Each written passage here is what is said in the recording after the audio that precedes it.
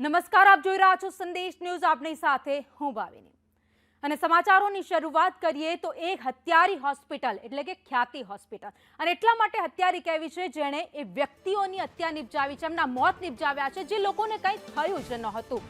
2 લોકોના ખ્યાતિ હોસ્પિટલમાં મોત થયા છે. ખ્યાતિ હોસ્પિટલના કાળા કારોબાર મુદ્દે પણ મોટો ખુલાસો થયો છે. હોસ્પિટલના ડાયરેક્ટરના ભાજપ નેતા સાથે સીધા જ સંબંધો હોવાની વાત સામે આવી છે. આરોગ્ય મંત્રી ઋષિકેશ પટેલના ડાયરેક્ટર સાથે ફોટા પણ સામે આવ્યા છે. તો હોસ્પિટલના સત્તાધીશો પર ઋષિકેશ પટેલના 4 હાથ છે ને કદાચ એટલા જ માટે ઋષિકેશભાઈ સવારથી સંદેશ ન્યૂઝ કોઈનો ફોન નથી ઉપાડી રહ્યા, ના તો જવાબ આપી રહ્યા છે. માત્ર એક ટ્વીટ કર્યું છે અને ટ્વીટ બાદ કોઈ જ પ્રતિક્રિયા તેમણે નથી આપી, ને એનું કારણ કદાચ આ જ હોઈ શકે કે ઋષિકેશભાઈના 4 હાથ તેમના ડાયરેક્ટર પર છે, સારા એવા સંબંધો છે. એમના ફોટા પણ સામે આવ્યા છે. ડાયરેક્ટર સંજય પટોલિયા સાથેના ફોટા સામે આવ્યા છે.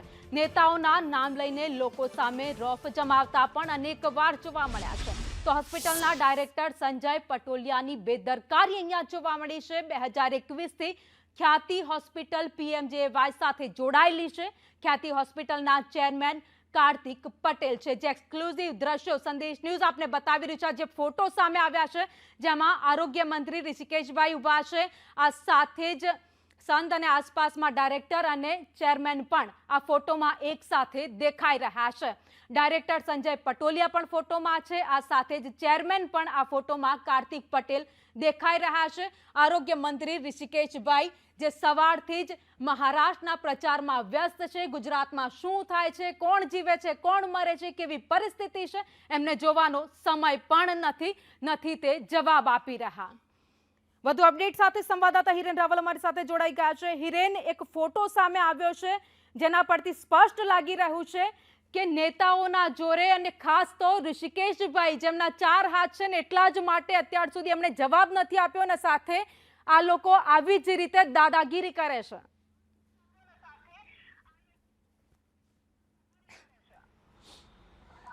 લગભગ 2 વર્ષ પહેલા એટલે કે 2021ના અંતમાં નવેમ્બર મહિનામાં આ હોસ્પિટલ શરૂ થઈ છે, અને એની સાથે જ એને PMJY કાર્ડ અંતર્ગત મંજૂરી પણ મળી ચૂકી છે.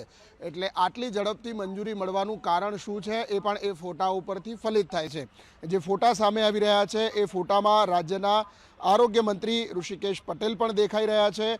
પૂર્વ આરોગ્ય વિભાગના અધિક મુખ્ય સચિવ પણ દેખાઈ રહ્યા છે. પૂર્વ મુખ્યમંત્રી વિજય રૂપાણી પણ દેખાઈ રહ્યા છે. રાજ્યસભાના સાંસદ પણ દેખાઈ રહ્યા છે. એટલે સ્વાભાવિક રીતે આ જે એના હોસ્પિટલના એટલે કે ખ્યાતિ હોસ્પિટલના ડાયરેક્ટરો છે, એના સંચાલકો છે, એ બધા જ લોકોની રાજકીય વગ હોવાના કારણે આ એમને છૂટો દોર આપવામાં આવ્યો છે. 2022માં પણ આ પ્રકારનો ઘટનાક્રમ થયો હતો. એક વ્યક્તિનું મૃત્યુ થયું હતું. છતાં આ હોસ્પિટલમાં એની સેવાઓ ચાલુ છે. PMJY કાર્ડ અંતર્ગત પણ સેવાઓ ચાલુ છે, અને જે સેવાઓની મંજૂરી 24 કલાક સુધી નથી મળતી, લોકો મંજૂરી માટે 300 રૂપિયા 500 રૂપિયા આપે છે, એવી સેવાઓ માટેની એવા ઓપરેશનોની મંજૂરી તરત જ આ હોસ્પિટલને મળી જાય છે. કારણ કે 10 તારીખે આ મેડિકલ ચેકઅપ કેમ્પ થાય છે, અને 11 તારીખે સવારે અથવા તો 10 તારીખે મોડી સાંજે જ આ કેમ્પમાં ઓપરેશન માટે દર્દીઓને લાવવામાં આવે છે. એમના ઓપરેશન પણ થઈ જાય છે, અને એની એપ્રુવલ પણ આરોગ્ય વિભાગ એટલે કે નેશનલ હેલ્થ મિશન અંતર્ગત PMJYની અપાઈ જાય છે. એટલે એના સીધી વાત અહીંયા અનુમાન લગાવી શકાય છે કે રાજકીય વગ હોય તો તમે ગમે તે કરી શકો છો, કારણે આ ઘટના સામે આવી છે. રાજકીય વગ હોય તો તમે ગમે તે કરી શકો એવું તમને પરવાનો મળી ગયો હોય એવું અહીંયા સ્પષ્ટ લાગે છે.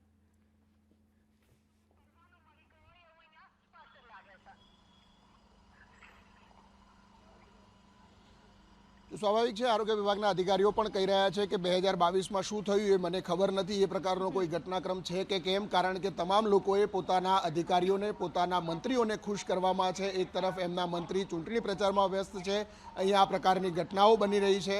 સાથે હજુ જે 5 લોકો અથવા તો 7 લોકો સારવાર હેઠળ છે, એમની ચકાસણી કરવા માટેની ડૉક્ટરોની ટીમ છે એ પણ ત્યાં નથી પહોંચી. UN મહેતા અને સોલા સિવિલની ટીમ ત્યાં પહોંચશે, અને ચકાસણી પછી એમને શું કરવું એ નિર્ણય કરવામાં આવશે. સૌથી મોટો સવાલ એ છે કે જે અંતરિયાળ વિસ્તારોમાં, ગામડાઓમાં જેને જરૂરિયાત છે, જેને મફત સારવારની જરૂરિયાત છે, એવા દર્દીઓને 24 કલાકે પણ જે મા કાર્ડ અંતર્ગત ઓપરેશનની મંજૂરીઓ નથી મળતી, એવા જ કાર્ડની મંજૂરી માત્ર 3 થી 4 કલાકમાં આપી દેવાય છે.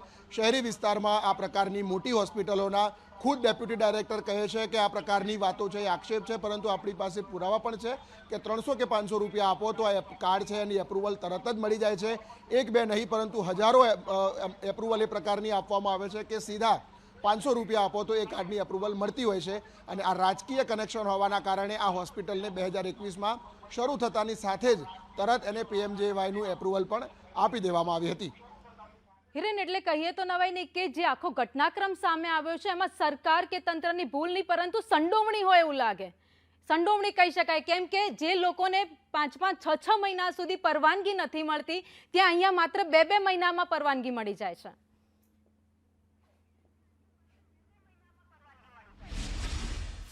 સ્વાભાવિક રીતે એમના ઓપનિંગ કાર્યક્રમના ફોટા છે. ઓપનિંગ કાર્યક્રમના ફોટામાં પૂર્વ મંત્રીઓ પણ દેખાઈ રહ્યા છે, સાથે નરહરી અમીન પણ દેખાય છે. બીજા એક ફોટામાં મુખ્યમંત્રી વિજય રૂપાણી પણ જોઈ શકાય છે.